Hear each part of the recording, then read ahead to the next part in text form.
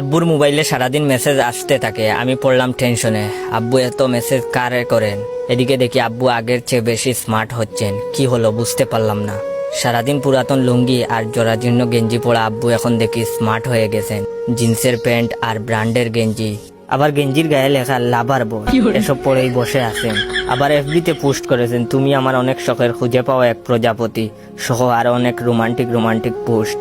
মনে মনে ভাবলাম, যাই হোক, এখন মানুষ বলবে আমার আব্বা অনেক স্মার্ট, অনেক আধুনিক।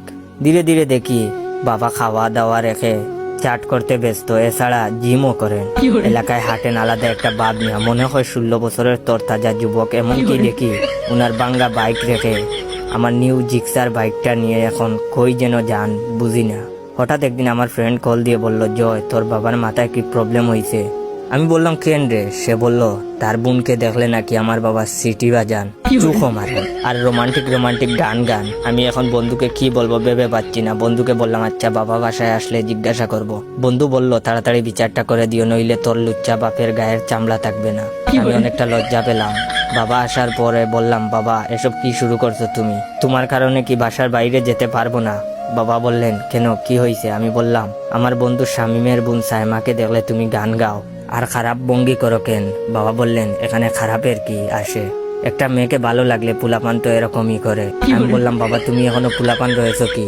বয়স তো 50 ঊর্ধ্ব হয়ে গেছে। বাবা বললেন, ভালোবাসাতে বয়স লাগে না, আর এমনিতেও আমি হার্ট হ্যাকার, যে কোনো মেয়ের হার্ট হ্যাক করতে পারি। তুই এসব ভালোবাসা বুঝবি না, তুই এখনো ছোট রয়েছস। এটা বলে বাবা উনার রুমে চলে গেলেন আর আমি আমার রুমে। পরদিন এফবিতে ঢুকেই দেখি বাবা এফবিতে পোস্ট করেছেন, আসতেছি তোমাকে দেখতে।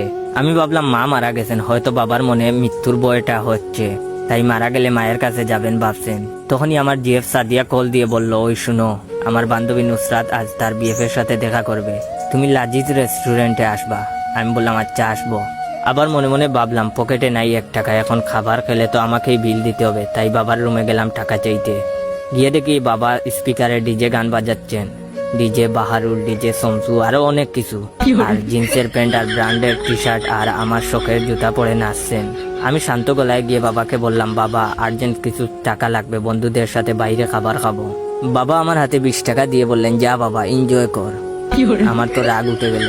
যেই জায়গায় একটা সিগারেটের দাম 17 টাকা, ওই জায়গায় উনি আমাকে 20 টাকা দিয়েছেন বন্ধুদের সাথে খাবার খাওয়ার জন্য। এটা হচ্ছে ভিডিওর সেকেন্ড পার্ট। চাইলে এই জায়গায় শেষ করতে পারতাম ভিডিওটা।